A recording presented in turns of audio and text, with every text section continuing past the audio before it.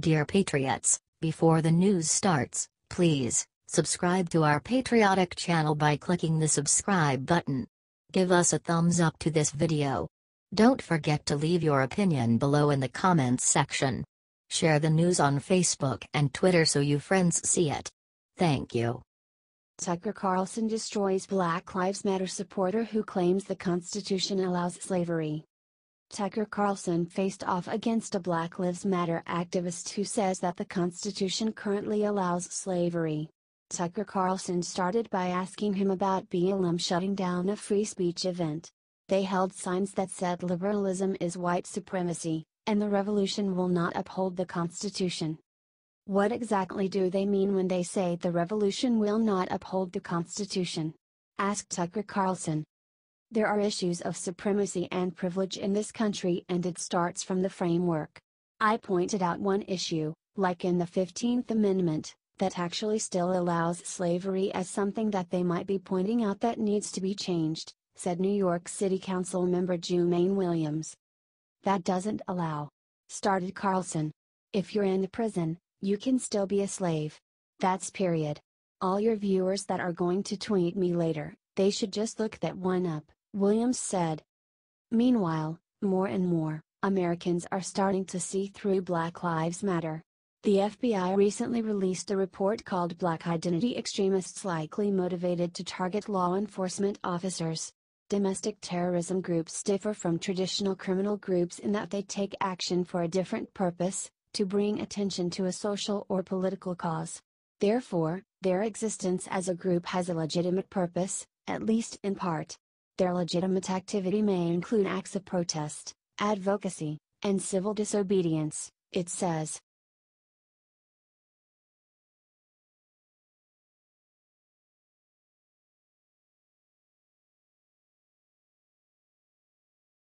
MSNBC reporter defies network, just slammed Lib host on air for telling Trump Russia lie.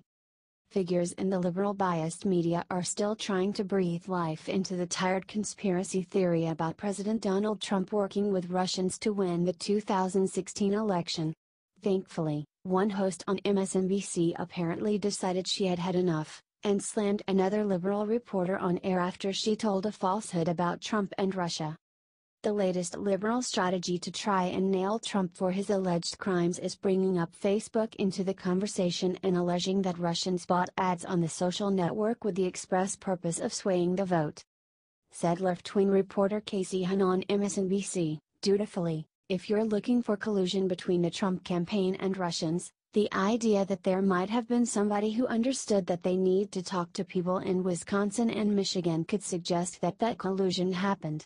Unfortunately for Casey, this argument doesn't make sense because ad money was not focused on battleground states where Trump had a chance of winning.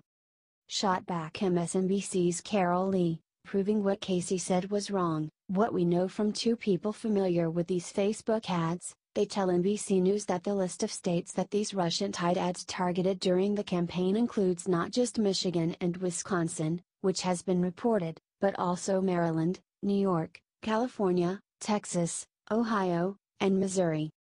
She continued, what it suggests is there was not necessarily what you would consider a traditional presidential politics targeting. States like California and New York are not states that are in play. Joking, Carol added, if there was a Republican operative guiding the hand of Russia in targeting these ads, that person should be fired. Because this is not how you would necessarily target ads if you were trying to get a Republican candidate, or even a Democratic candidate, to win. Are you glad Carol set Casey straight?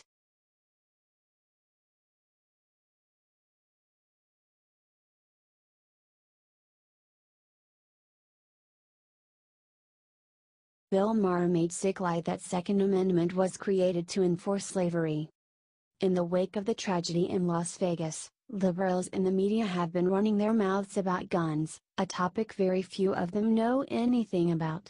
HBO's real-time host Bill Maher took things to another stupid level altogether when he said on his show that the Second Amendment was put in place to help enforce slavery.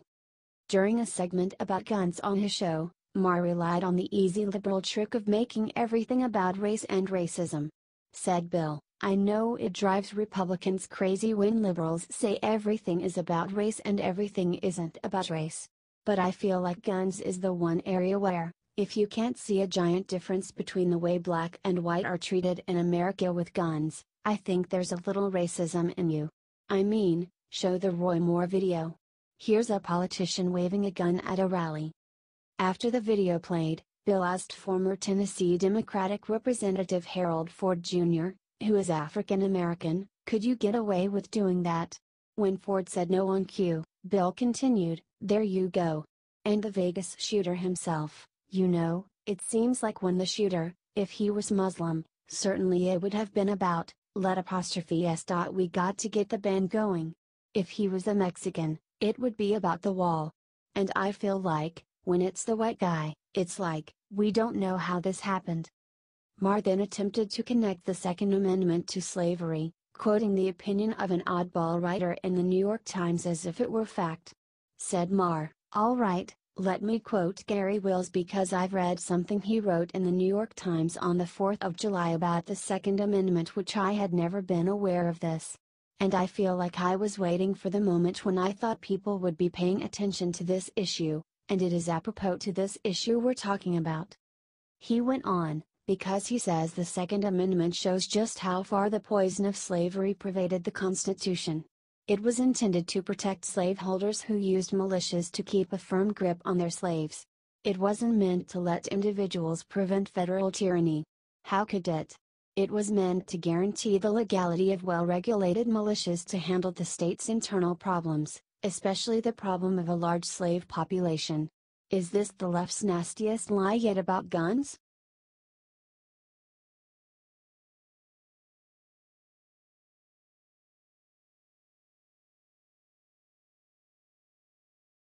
Bobby Jindal just needed one word to destroy Michelle when she said GOP is all men, all white. During her 8 years as America's First Lady, Michelle Obama succeeded at very little beyond forcing our country's public schools to serve their students unpalatable food that mostly ended up in the trash. Unfortunately, now that Mrs. Obama is no longer in the White House, she has not had the dignity to graciously fade into the background and allow the new First Lady to express herself. Instead, Michelle has been continuing to stoke the racial divisions in our country that Barack Obama set in action during his presidency. Michelle recently gave a speech in Philadelphia where she claimed that the Republican Party is just white men. She gave a very bizarre example to back up her statement, contrasting the Republicans in the audience from the Democrats during Barack's State of the Union addresses. She said that the GOP side of the room was gray and white, describing, literally, that is the color palette on one side of the room. On the other side of the room, there are yellows and blues and whites and greens. Physically, there's a difference in color, in the tone, because on one side all men, all white, on the other side some woman, some people of color. She added, "No wonder we struggle, no wonder people don't trust politics, we're not noticing what these rooms look like. We should be working actively to mix it up, so we're getting a real broad range of perspectives on every issue." Former Louisiana Governor Bobby Jindal, who is of full Indian heritage and is a proud Republican, shot back with a perfect withering response. On his Twitter account, he simply wrote, pointing out the fact that he is just one of many examples of non-white Republicans. Is Michelle Obama an embarrassment?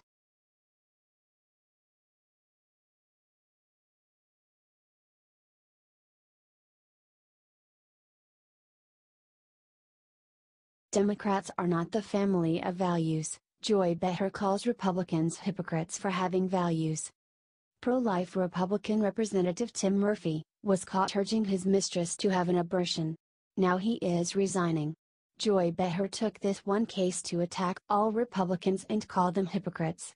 She then said that unlike Republicans, Democrats don't have family values. I thought about how I had voted for Bill Clinton, who obviously had a little something under the desk. I also voted for John Kennedy in my youth, who had millions of mistresses, or whatever they called them in those days. Teddy Kennedy, who had Chappaquiddick, said Behar. The difference between me and the people who voted for Murphy is the Democrats are not the family of values. They don't go around taking abortion rights away from people or talking about gay rights being rescinded. They're not hypocrites, they're just dogs. You see the difference? Said Behar. Wow. Paul Ryan announced Tim Murphy's resignation. This afternoon, I received a letter of resignation from Congressman Tim Murphy, effective October 21st. It was Dr. Murphy's decision to move on to the next chapter of his life, and I support it. We thank him for his many years of tireless work on mental health issues here in Congress and his service to the country as a Naval Reserve officer, said Ryan in a statement.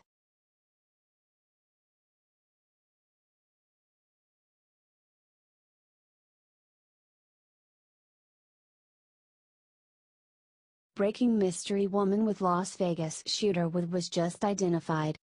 Given what a labor-intense operation it must have been to prepare for and pull off the mass shooting in Las Vegas that killed 58 concertgoers, many in the law enforcement community have suggested that assailant Steve Paddock must have had help.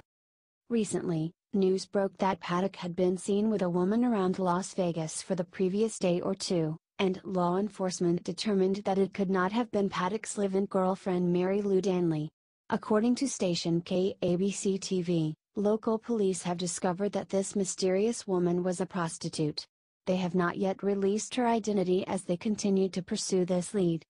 Another interesting revelation is the fact that avid gambler Paddock went on numerous cruise trips around the world, some of which made stops in Middle Eastern countries such as Jordan and the United Arab Emirates. Explained CNN, the cruises included stops at ports in Spain, Italy, Greece, Jordan and the United Arab Emirates, according to information provided by a law enforcement source who asked not to be identified because the source was not authorized to share information about the investigation.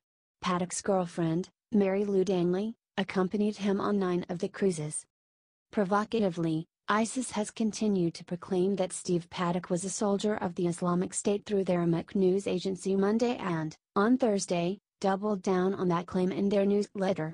Detailed one commentator, #ISIS doubling down again on its claim for #Las Vegas attack, claiming Paddock converted to Islam 6 months ago and tallying casualties.